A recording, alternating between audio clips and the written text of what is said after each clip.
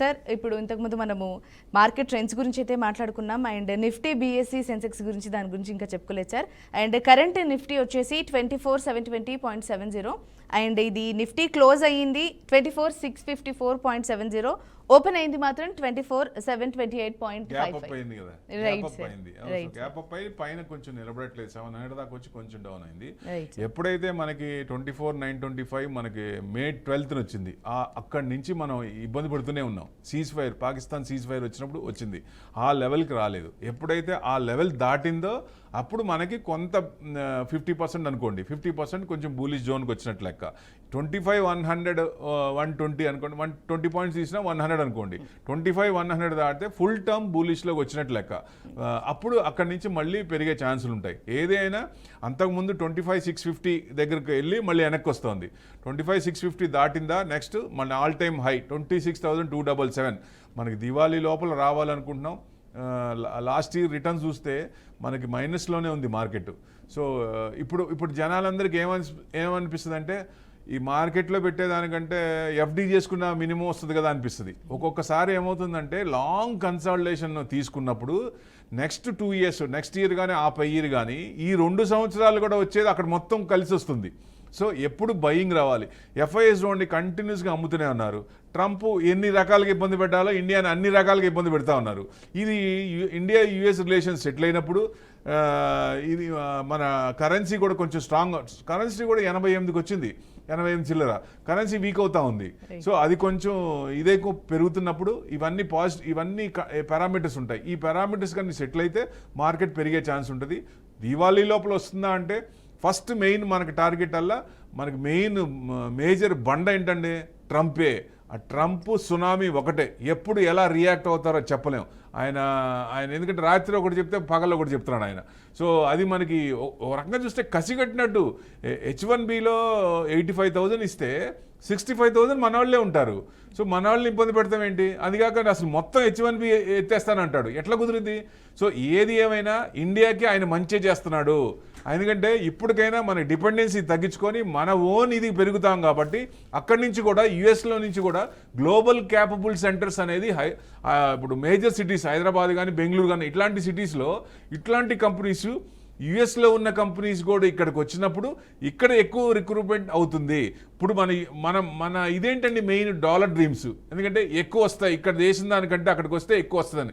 నా సలహా ఏంటంటే ఎప్పుడైతే ఈ గ్లోబల్ క్యాపిటల్ సెంటర్స్ హైదరాబాద్ వచ్చి ఇప్పుడు కొన్ని ఉన్నాయి, అమెజాన్ కానీ అట్లాంటివి, ఇంకా కొన్ని ఇప్పుడు వచ్చే ఛాన్సులు ఉన్నాయి.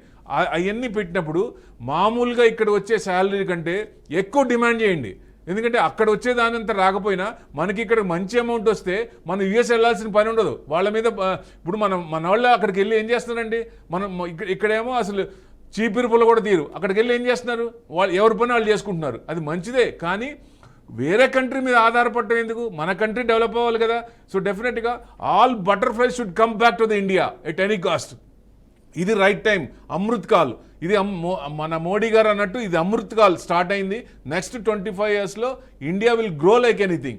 సో మనకి డిస్ట్రక్షన్ మోడ్లో లేవు. చైనా చూస్తే డిస్ట్రక్షన్ మోడ్లో ఉంది కాబట్టి మనం కొంచెం పెరిగే ఛాన్స్ ఉంటుంది. యుఎస్తో కూడా మనం దెబ్బలాడకుండా యుఎస్ని దగ్గర పెట్టుకోవాలి. ఎందుకంటే చైనాతో దగ్గర అయ్యామంటే ఐఆర్సీ, ఇండియా రష్యా చైనాతో దగ్గర అయ్యామంటే రష్యాతో మనకి ఇబ్బంది లేదు, కానీ చైనాతో ఎప్పుడు ఎలా బోర్డర్ ఇష్యూస్ ఉన్నాయి కాబట్టి మనం యుఎస్ని వదిలేసుకుంటే క్వాడ్ నుంచి మనం బయటకు వస్తే ఫ్యూచర్లో చాలా ఇబ్బంది పడతాం. ఫ్యూచర్లో యుఎస్ను చైనా కదిలిస్తే. సో అందుకని యుఎస్తో కూడా మనకు మంచిగా ఉంటూ రిలేషన్స్ చేసుకుంటూ దౌత్యపరంగా ముందుకెళ్తే డెఫినెట్గా మనకు గ్రోత్ వెళ్ళే ఛాన్స్ ఉంటుంది. కాబట్టి మన మోడీ గారు చేసే పద్ధతి ఫెంటాస్టిక్ అనుకోవచ్చు, మార్వెలస్ అనుకోవచ్చు. ఇది ఇట్లాంటి లీడరే మనకు కావాల్సింది. సో డెఫినెట్గా ఫ్యూచర్లో మనకి ఇది టైం స్టార్ట్ అయింది. ఇప్పటి నుంచి అమృత్ కాల్ స్టార్ట్ అయినట్టు లెక్క. నెక్స్ట్ 25 yearsలో మన జీడిపి ఇప్పుడున్న జీడిపికి విపరీతంగా పెరిగే ఛాన్స్ ఉంది. మనం అంత టైం కాకపోయినా నెక్స్ట్ 5 years టార్గెట్ పెట్టుకుంటే ఇప్పుడున్న $4 trillion నెక్స్ట్ ఇంకా $4 to $5 trillion యాడ్ అయ్యేటట్టుంది. కాబట్టి ఇన్వెస్ట్మెంట్ పరంగా మనకి స్టేబుల్ గవర్నమెంట్ కోరుకుంటాం ఎవరైనా సరే. ఇప్పుడు ఇన్వెస్ట్మెంట్ జీడిపి డబుల్ అయింది అనుకోండి, ఇవాళ మనం 1 crore పెడితే డబుల్ అయిన జీడిపిలో మన క్యాపిటల్ ఎక్కడ ఉంటుంది? డెఫినెట్గా రిజర్వ్స్ వస్తాయి. ట్రేడింగ్ చేయకుండా ఇన్వెస్ట్మెంట్ చేయండి, మ్యూచువల్ ఫండ్స్లో సిప్పులు చేయండి. SIP is one of the best in financials. ఎవరైనా సరే చేయాల్సిందే.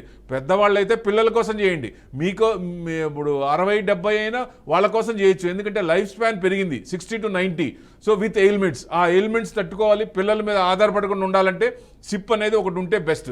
ఇట్లా ప్లానింగ్ చేసుకొని మనం డెఫినెట్గా ముందుకెళ్తే మనం డెవలప్ అవుతాం, ఫ్యామిలీ డెవలప్ అవుతుంది, కంట్రీ డెవలప్ అవుతుంది. సో జీడిపి పెరుగుతుంది. సో అప్పుడు ఎవరికి భయపడాల్సిన పని లేదు. ఎందుకంటే మన జీడిపి 4 ఉంటే చైనాది 20 ఉంది. మనం ఇప్పుడు రేపొద్దున బయటకు వస్తే చైనాతో ఏదైనా గొడవ పడినప్పుడు మనకు సమవుజ్జి ఉండదు. సో అది పెంచుకోవాలంటే ఈ నెక్స్ట్ 10 years కూడా మనం కార్డ్లోనే ఉండాలి. డాలర్ అనేది ఇంకా ఆధిపత్యం ఉండాలి. ఇంకొక 10 ఏళ్ళు ఉన్న తర్వాత అప్పుడు కానీ మనం పెరుగుతాం. డాలర్ ఆధిపత్యంలో ఉన్నప్పుడే చైనా పెరిగింది.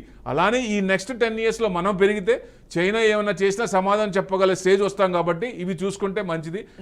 డెఫినెట్గా మనకి లాంగ్ టర్మ్లో మన గ్రోత్ ఉంది 100%. మన మోడీ గారు అంటూ అమృతకాలు, ఇది మంచి తరుణం. ఇన్వెస్ట్మెంట్ చేయండి, ట్రేడింగ్ ఆపేసేయండి. దయచేసి ఇన్వెస్ట్మెంట్ చేసుకోండి. ఫండమెంటల్స్ ఉన్న స్క్రిప్ట్స్, ప్రైజెస్ విల్ డిఫర్. ఆ ప్రైజెస్ కిందకు వచ్చినప్పుడు పికప్ చేసుకో పెట్టుకోండి. బ్యాంక్ ఇంట్రెస్ట్ కంటే ఎక్కువ వస్తుంది. ఇప్పుడు అనిపిస్తుంది ఇంట్రెస్ట్ల కంటే బ్యాంక్ ఎక్కువ, ఎఫ్డీకి ఎక్కువ వస్తుందని. కానీ ఎప్పుడు లాంగ్ రన్లో ఎఫ్డీ పనికిరాదండి. ఇన్వెస్ట్మెంట్ పరంగానే ఒక రకంగా మంచిది. ఇంకో రకంగా చూస్తే సేఫ్టీ కూడా. డీమ్యాట్లో ఉన్నంత సేఫ్ బ్యాంకుల్లో కూడా లేవు. నేను నేషనలైజ్ బ్యాంక్ గురించి అనట్లేదు, ప్రైవేట్ బ్యాంకులు చూసాం కదా. ప్రుడెన్షియల్ బ్యాంక్ చూసాం, చార్మినార్ బ్యాంక్ చూసాం. ఏమైందండి? పెట్టిన డబ్బులు వచ్చినాయి వెనక్కి. ₹1,00,000 పెట్టిన వాళ్ళు కూడా 10,000 వచ్చినాయి, రాలేదు డబ్బులు. సో అలాంటప్పుడు డీమ్యాట్లో 100 కోట్లు పెట్టండి, 10 లక్షలు పెట్టండి, 1,00,000 పెట్టండి. మనకు తెలియకుండా ఒక్క షేర్ అన్న బయటకు వస్తుందా? 100% సేఫ్ ఉంది. ప్లస్ లిక్విడేషన్ ఉందా? లిక్విడేషన్ ఉంది. ఇవాళ కొంటే నెక్స్ట్ డే వస్తుంది. డిసెంబర్ కల్లా కొన్న గంటలో డబ్బులు వస్తాయి. ఎంతకంటే ఏం కావాలి ఇన్వెస్టర్కి? Right sir.